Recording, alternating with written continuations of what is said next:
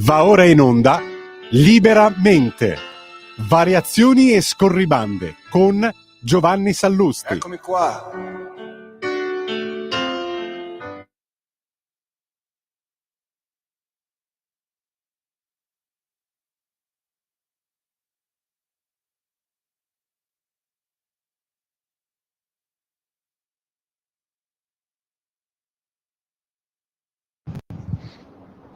Buonasera a tutti e bentornati a Liberamente, variazioni e scorribande qui su Radio Libertà.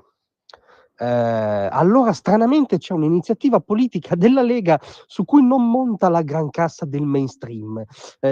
In genere molto attento a quello che propone il partito di Salvini, la leadership di Salvini, per montare polemiche pretestuose che dovrebbero ogni volta creare problemi al governo e poi di fatto non li creano mai.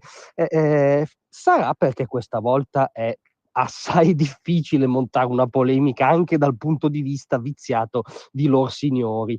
Mi spiego, la proposta è quella della Lega appunto di introdurre il divieto esplicito di mostrare il velo integrale, il burqa o il niqab, quello che oscura il volto e il corpo della donna in pubblico, integrando l'attuale legge, specificando che non ci si può mai mostrare, o meglio non mostrare a volto coperto in pubblico, perché si impedisce la riconoscibilità della persona che è sempre un valore per la nostra cultura, per inciso, tranne in casi che vengono espressamente indicati, casi di salute, nei luoghi di culto, ovviamente, che è un altro discorso, la libertà di culto non c'entra ed è intangibile, questioni di sicurezza, questioni stradale, ovviamente in primis, o di gare sportive e via dicendo.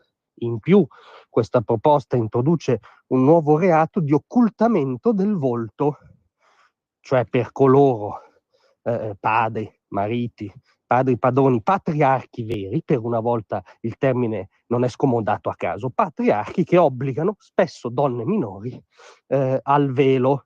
Si prevedono 2 anni di reclusione, 30.000 euro di multa e anche la perdita del diritto ad avere la cittadinanza nel caso di immigrati appunto che non la abbiano. E tra l'altro è molto significativa l'espressione occultamento del volto, perché di fatto questi patriarchi cancellano la persona in questione. È un reato particolarmente odioso, ci sono delle aggravanti previste tra l'altro per i minori o donne per esempio affette da disabilità, e qualunque anima sinceramente progressista, liberale, attaccata ai diritti individuali e ai diritti della donna, dovrebbe solo essere a favore, anche perché la nostra civiltà, la nostra cultura cristiana, liberale, laica, occidentale e altre quisquiglie, tra cui la Costituzione e il Trattato di Lisbona, rendono inaccettabile l'imposizione alla donna di qualunque diktat, anche di abbigliamento, che la ponga in oggettivo stato di discriminazione o sottomissione. Pacifico, dovrebbe essere una convergenza per una volta in Parlamento comune, tanti applausi, approvata. Invece no, ovviamente le opposizioni polemizzano, dicono che è pretestuoso, che è islamofobo ovviamente, perché la religione woke, seppur in disarmo, vuole sempre che tra la donna occidentale e l'islamico che le mette il velo si scelga l'islamico, perché si sceglie sempre l'altro dall'Occidente.